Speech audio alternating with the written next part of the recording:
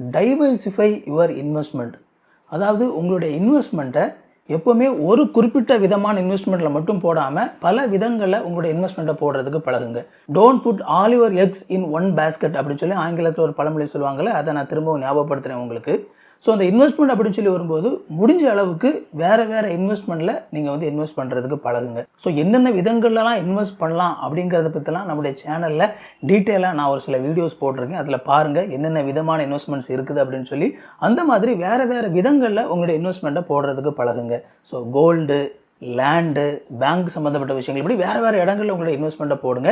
ஒவ்வொரு இன்வெஸ்ட்மெண்ட்டும் வேறு விதங்களில் உங்களுக்கு plus point and minus points இருக்குது. உதாரணத்துக்கு கோல்டு அண்ட் லேண்டு, இந்த ரெண்டை மட்டும் இந்த வீடியோவில் உங்களுக்கு கம்பேர் பண்ணி காட்டுறேன். உங்களுக்கு இங்கே கோல்டில் நீங்கள் இன்வெஸ்ட் பண்ணும்போது கோல்டில் இருக்கிற ப்ளஸ் பாயிண்ட் என்ன அப்படின்னா, இமீடியட்டாக வந்து உங்களுக்கு விற்கணும்னு நினச்ச உடனே அதை விற்று நீங்கள் வந்து காசாக்கிக்கலாம். ஸோ லிக்விடிட்டி அப்படின்னு சொல்லி சொல்லுவாங்க. கோல்டில் வந்து லிக்விடிட்டி அப்படிங்கிறது ரொம்ப ஈஸியாக இருக்கும்.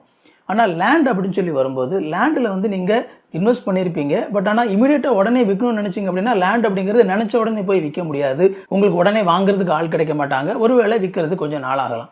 பட் ஆனால் அதே நேரத்தில் ஒரு சில நேரங்களில் கோல்டை விட உங்களுக்கு லேண்ட் வந்து அதிகமான ரிட்டர்னை கொடுக்கும்.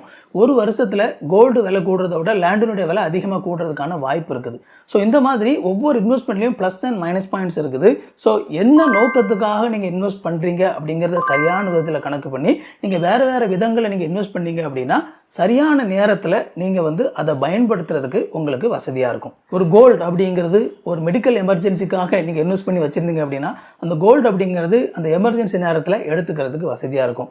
ஓகே, என்னுடைய பொண்ணுடைய மேரேஜுக்காக நான் இந்த லேண்டில் இன்வெஸ்ட் பண்ணுறேன் அப்படின்னு சொல்லி நீங்கள் பண்ணி வைக்கும்போது அது சரியான விதத்தில் நீங்கள் உங்கள் பொண்ணுடைய மேரேஜ் அந்த காலகட்டம் வரும்பொழுது அந்த நேரத்தில் நீங்கள் அது கொஞ்சம் முன்னாடியே யோசித்து அந்த லேண்டை வந்து விற்று அந்த விஷயத்துக்கு பயன்படுத்துறது. ஸோ இந்த மாதிரி என்ன பர்பஸுக்காக நீங்கள் இன்வெஸ்ட் பண்ணுறீங்க அப்படிங்கிறத சரியான விதத்தில் கணிச்சு அதுக்கு எந்த இன்வெஸ்ட்மெண்ட் கரெக்டாக இருக்கும் அப்படிங்கிற யோசித்து நீங்கள் வேறு விதங்களை இன்வெஸ்ட் பண்ணீங்க அப்படின்னா கண்டிப்பாக அந்த இன்வெஸ்ட்மெண்ட்ஸ் எல்லாமே உங்களுக்கு ரொம்பவே பிரயோஜனமாக இருக்கும். அண்ட் இதே மாதிரி இன்னும் நிறைய யூஸ்ஃபுல்லான வீடியோஸ் நம்ம சேனலில் இருக்குது, போய் பாருங்கள். இந்த வீடியோ பிடிச்சிருந்தோம்னா அந்த வீடியோவை லைக் பண்ணுங்கள்.